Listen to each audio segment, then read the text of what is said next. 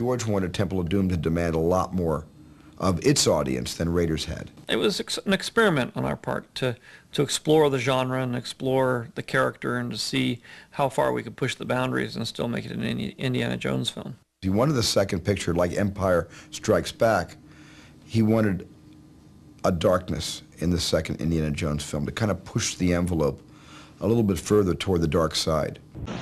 Well, George Lucas came up with the basic story, as he did the first movie, and all of us sat, I think, out in a room together in San Anselmo for about a week, and we all talked out loud and pitched ideas and canceled ideas and embraced ideas and said, gee, that's great. Who thought of it? We all took credit for ideas that everybody else thought of if they were good. We blamed the other person if the idea was terrible. And we had a great time. It was like seeing the movie as we made it up. It was a rather kinetic session of 4 people sitting around a table trying to make an exciting follow-up to Raiders of the Lost Ark. I always think that the obligation of the filmmakers, and certainly my personal obligation when I'm doing a character over again, or yet again, depending on your point of view, is to bring some new knowledge and understanding of that character to the audience. I think Indiana Jones' character, as I said before, is a guy who is kind of has some character flaws, you know, and is not as charming as he'd like to be. In moments he must be, and other times he's perfectly charming. I think he's an unpredictable character. In looking for Willie Scott, you know, she was a different kind of character than Marion Ravenwood. Marion Ravenwood was a two-fisted hellraiser.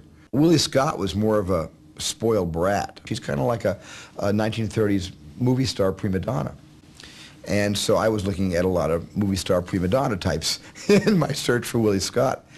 And I have been looking for about 2 or 3 months and really hadn't found anybody that was ready to cast in the film. A couple of candidates, among which was actually Sharon Stone, who read for me and had come in. When Kate Capshaw came in, I didn't know Kate from anybody. I mean, she just walked into the office. But she brought a light into the office that I had never seen before. I mean, I was kind of blinded by this kind of light that came into the office. It was all from her smile, by the way. And I went to Harrison, brought Harrison the tape, and George saw the tape, and George said, yes, but I want her to be blonde. Because Karen Allen had the dark hair. Willie Scott has to be blonde, so poor Katie had to get her hair completely bleached like Jean Harlow. He was somebody who sort of came in, we had an open call, and I believe he came in through an open call where you let anybody who wants to be an actor show up if they're the right age. I looked at like 200, 300 kids, and he by far was the best for the part. He was like a 11, 12-year-old kid going on 38.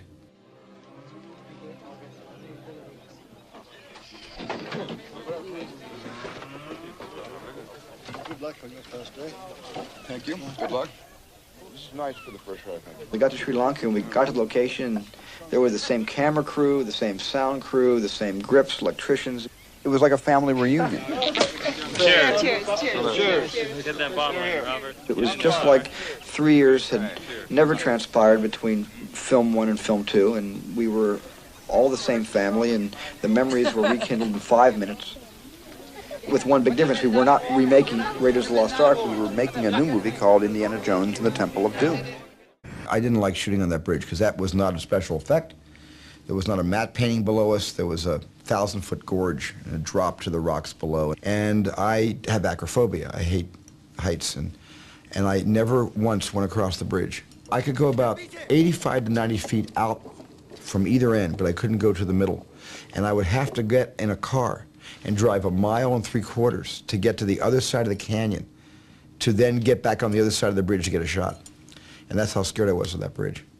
We had written a mine train chase in Raiders of the Lost Ark, and in trying to get the budget down to an affordable figure, I was slashing whole set pieces. And one of the scenes that I slashed was this big mine cart chase. So we took it out, and it was sort of sitting there on the shelf. So when we went to do the Temple of Doom, we said, oh, we got to put the mine chase in there. We had made a film that was darker and stronger and had a little bit more violence in it than the other one, and it did not fit in the PG category. It wasn't really strong enough to be an R. And so I went to Jack Valenti, and I was the one who suggested to Jack a PG-13 rating, and I said I would endorse it, I would talk to the MPAA, and can't we have a rating called PG-13 that's in between PG and R? And Valenti agreed, and we actually were able to get the rating approved by the MPAA.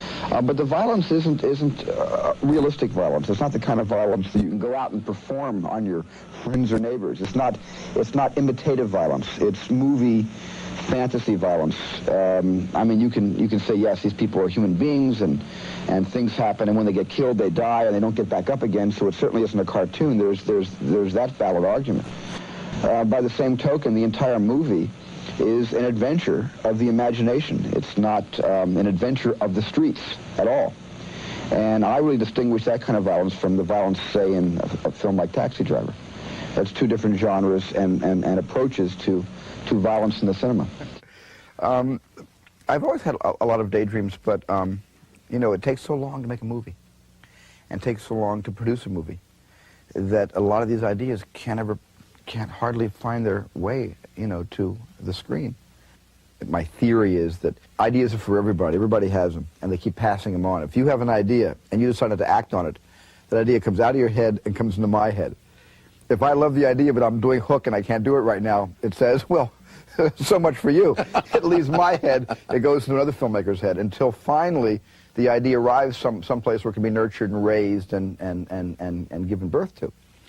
And I've always believed that it's sort of almost an intuit kind of a thing, where I've had ideas that I've seen other people make movies out of, and I've wondered, how did they get that idea out of my head? I didn't tell them that idea. Where do they find it?